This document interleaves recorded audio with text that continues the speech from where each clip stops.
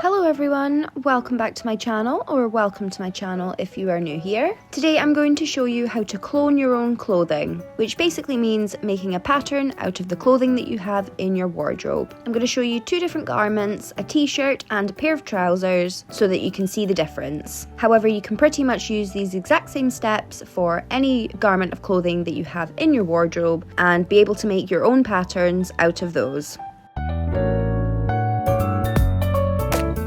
So first I'm going to start by laying my t-shirt flat on a piece of fabric, and I'm going to fold it in half, making sure that all of my seams match up. Then I'm going to go ahead and start slowly tracing round the seams of my t-shirt. Now here we're making the back piece, so you don't want to include the sleeves just yet. When trying to make a pattern around the sleeves, my top tip is by putting my finger onto the seam itself and drawing a mark directly underneath onto my piece of fabric. So you'll see me make quite a few little dots, and that just gives me a rough outline of my t-shirt. Then you can go ahead and take a ruler and start matching up all of those dots.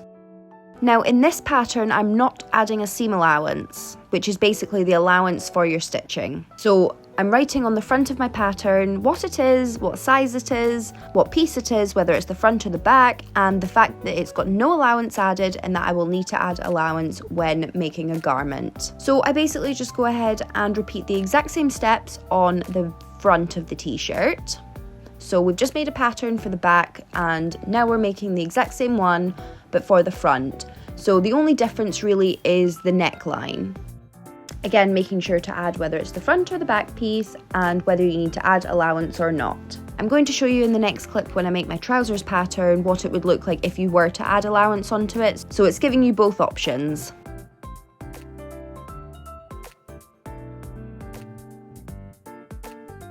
Now you'll see I'm drawing a straight line across the middle of my t-shirts, and that's because I wear crop tops 24/7 nowadays. So the t-shirt that I've made a pattern out of, we're going to make it into a crop top. So I'm just making a line directly where I know that I would want it to fit me. So onto the sleeves. Now this would work with any kind of sleeve, whether it's short or long, but you basically just need to match those seams together and make sure it's in half, and start tracing around the sleeve with little dots so that we can match it all up in the end. Again, to make the seam of the sleeve that you can't quite reach, I do the same technique where I put my finger over the top of it and mark a little dot underneath. Again, all of these pieces will need to be cut on a fold, so I'm also just drawing a bright red line down the side of it so that I know where my fold line is.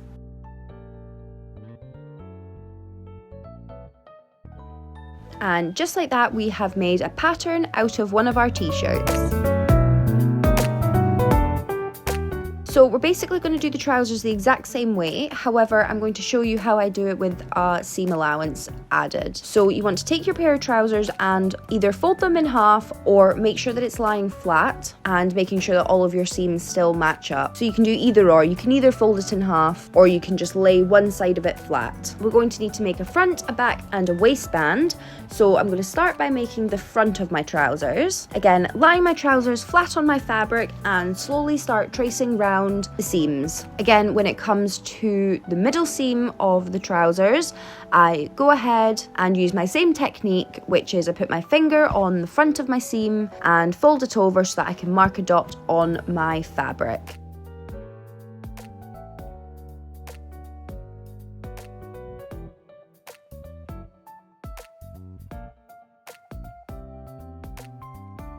And then you'll see me go ahead and start marking out 1/2 inch seam allowance.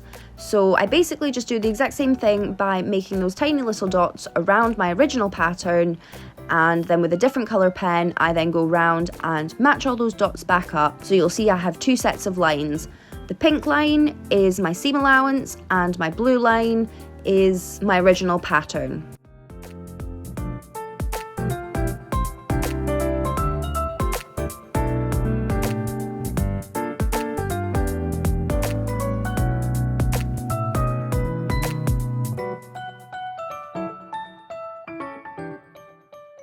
Again, make sure you write whether it's the front or the back of your garment.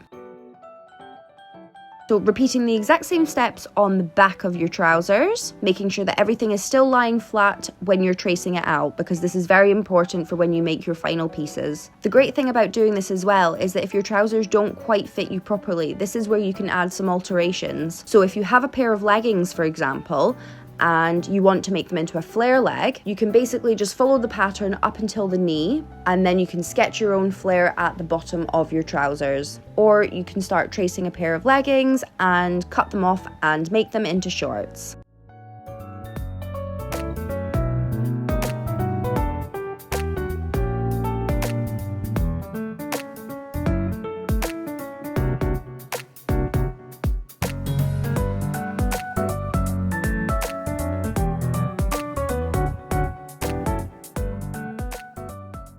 So I start by measuring my waistband and putting those markings down onto my fabric.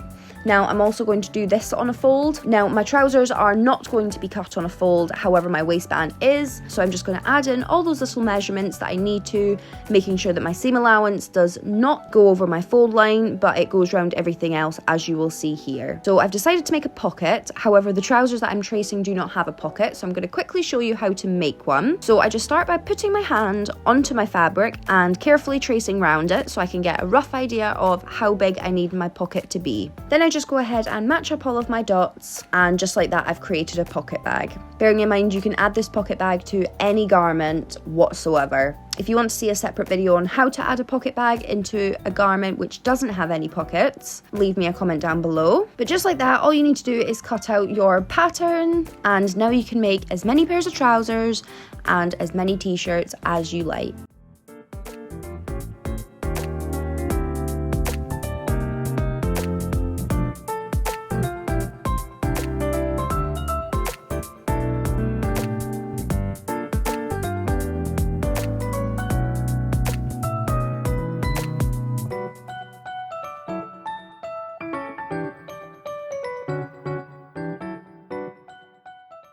Thank you very much for watching today's video. If you liked this video, I would appreciate it if you could leave me a thumbs up and consider subscribing for more sewing related videos. In the meantime, I hope you all have a lovely week, and I will see you next Sunday. Bye!